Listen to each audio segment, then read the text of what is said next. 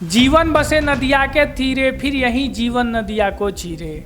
यह विडंबना है, लेकिन दोस्तों कहीं ना कहीं यह आज की सच्चाई बनती जा रही है, क्योंकि इन दिनों जैसी परिस्थिति बनती जा रही है उसकी सच्चाई भी यही है। क्योंकि नदियों का सीना चीरा जा रहा है और फिर उसमें से निकल के आ रही है तो भूकंप, बाढ़, तबाही, सुनामी। इस वक्त उत्तर बिहार के तमाम इलाकों में तबाही मची हुई है और यह जो तबाही का आलम है वो पहाड़ों तक ही सीमित नहीं रहा है, वो ग्रामीण और रिहायशी इलाकों तक पहुंच चुका है, जिसके चपेट में बहुत से ऐसे क्षेत्र हैं जो दिन ब दिन आते जा रहे हैं और यह कम होने का नाम नहीं ले रहा है। पंजाब के गुरदासपुर, होशियारपुर, तरन के समेत 12 से 13 ऐसे जिले हैं जिसमें बाढ़ का कहर इस कदर है कि आदमी अपने जीवन के लिए तरस रहा है। और सबसे बड़ी बात यह है कि यहाँ पे 400 से अधिक गांव बाढ़ के चपेट में आ चुके हैं, उसमें तबाही मचा हुआ है। इन इलाकों में तमाम घर सैलाब के नीचे दब चुके हैं। यह वही क्षेत्र है जो देश के लिए अन्नदाता था और आज वही दिन है कि एक एक अन्न के दाने के लिए तरस रहा है। अब सवाल ये है कि पंजाब को किसने डुबाया, तो जवाब यह है कि पंजाब को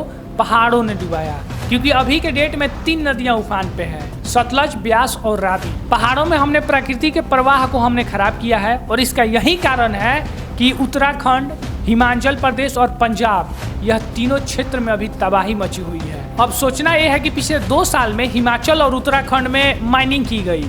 क्या यह प्रकृति के साथ है या प्रकृति के खिलाफ है? और कहीं ना कहीं जब तक इन सवालों का जवाब हम लोग ढूंढेंगे नहीं, तब तक ऐसे तबाही आती रहेंगी और पहाड़ों का सीना छलनी होता रहेगा। अब बात यह है कि जिन्होंने जंगल की लकड़ियों को काटा, बांध के जरिए नदियों को रोका या जिन्हें सड़क पुल बनाया, वो लोग अपने घर में आराम से बैठ के, जो भी ये ठेका का लेन देन वाले लोग हैं, वो लोग आराम से मस्त से बैठ के बड़ी से स्क्रीन में इस घटना को देख रहे होंगे और इसका आनंद ले रहे होंगे। लेकिन उन्हें दिखाई नहीं दे रहा होगा बस एक चीज, कि उस व्यक्ति का दर्द जिसके सामने उसका आशियाना नदी निकल गया। हम ये चीज मान सकते हैं कि 2 मिनट के लिए कागजें झूठ बोल सकती है, सरकार झूठ बोल सकती है, लेकिन ये बाढ़ में दहती हुई लकड़ियां ये साफ गवाही दे रही हैं कि प्रकृति के साथ में छेड़छाड़ हुआ है और काफी उचले स्तर पे हुआ है। क्या है कोई सुनने वाला? क्या है कोई इन्हें देखने वाला? और सबसे बड़ी दुख की बात यह है कि जो क्षेत्र इन सब चीजों से प्रभावित हुआ है, वहाँ का मुख्यमंत्री इन सब कायरों के दरबार में हाजिरी लगा रहा है। जनता का क्या है, एक मरेंगे 50 पैदा होंगे, लेकिन नेता कभी सर्वोपरि होना चाहिए